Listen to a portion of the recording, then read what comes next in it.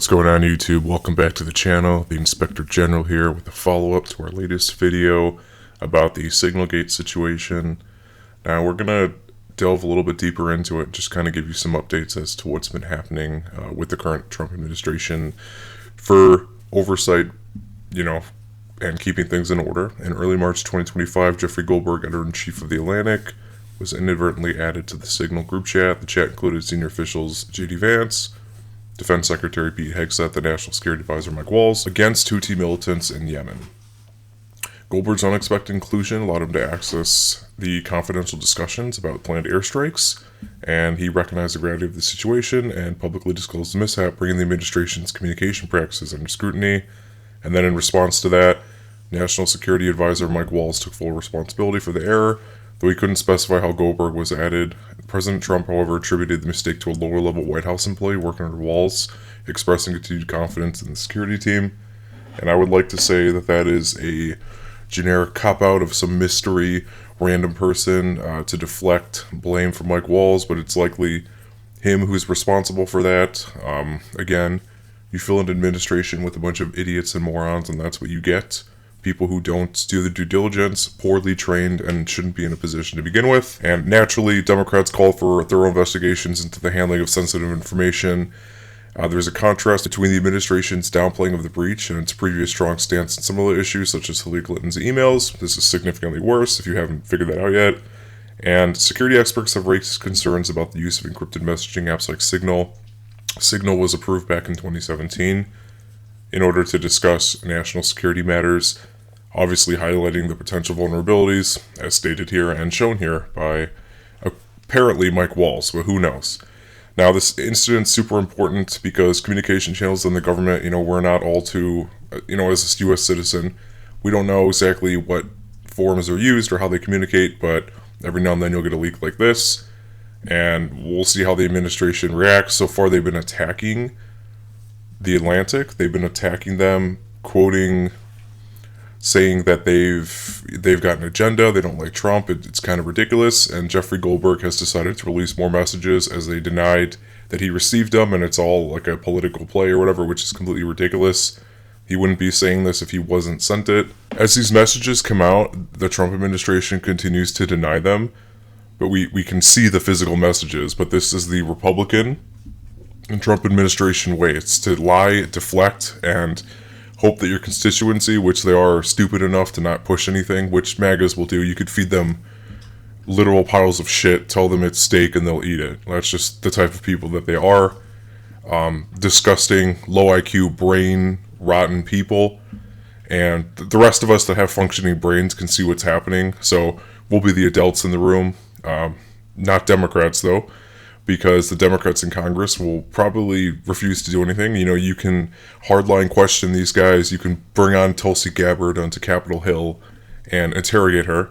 But if you don't provide any sort of punishment or anything like that, that's going to be a big issue here. What seems to be happening now, though, is there are lawsuits. I think they're attacking on the front of it being a leak and a national security risk. So there are going to be lawsuits that will happen, which the Trump administration loses every lawsuit that they've ever been filed. They don't pay their lawyers. They're full of idiot morons who shouldn't be practicing law. They're the only sycophants who can suck up to Putin's fleshlight and be able to do all this stuff here.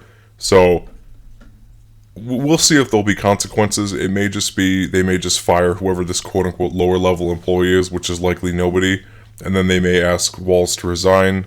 Who knows? Trump, the one thing he hates more than anything that criticizes him is being made to look stupid, and that's exactly what happened here.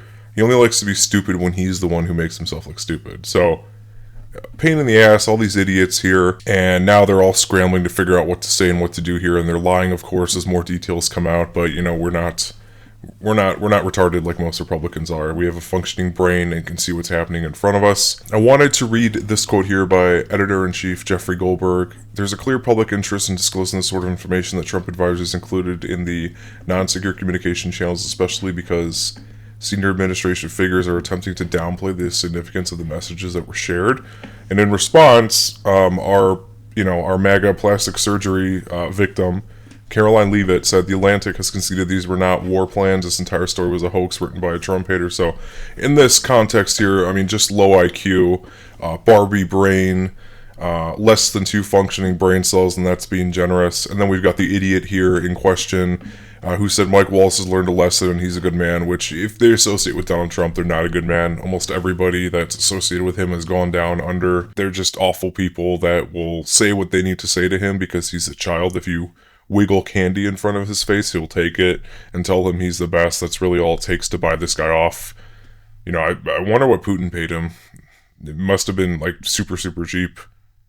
Mark Warner, the top Democrat in the Senate Intelligence Committee, I don't know why they're writing on X, you know, reprimand this guy. We don't need the social media commentary. When the stakes are this high, incompetence is not an option. We've been through multiple Republican and 2 Trump administrations now, so that should be what's expected. Sean Parnell, chief Pentagon spokesperson, wrote on X again, it's no surprise hoax peddlers at the Atlantic have already abandoned their war plan claims. So we've got an idiot here. Anytime any moron is speaking on behalf of an administration and uses hoax and anything like that, you could tell they're projecting. We know this is a true story and the evidence is otherwise. So just an absolute group of morons that are collecting together, huddled together, rallying the wagons because they're stupid and we got nowhere else to go, which are great. You know, as long as they are stressed out and suffer immensely in any way possible with the embarrassment of that makes me happy, and I hope that makes a lot of you happy. Congress will likely demand more answers about the nature of the messages, but what's the punishment going to be? We've got the lawsuit coming, but we need a mechanism in Congress. And just a reminder that these Republicans, these idiots here, look at this face, these dumb human beings would rather sell out the country and make money than hold anyone accountable, so that there's this revolving door of just sycophant idiots, morons, greedy people with no accountability.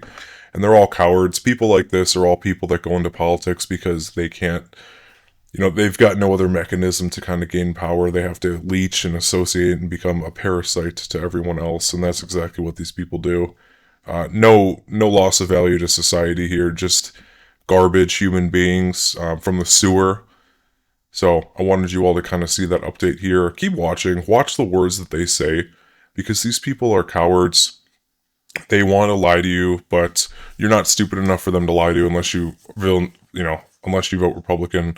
Then you'll believe it, because you'll believe anything that these people tell you. They're a natural lower class of citizen who can't seem to understand the gravity of the situation. So they're a lost cause. But for the rest of us, people who can read, people who are, good examples of good people in their society, read this article here, take a look, and ultimately keep an eye on what's happening. Don't let them lie to you. Thanks for watching. See you in the next video.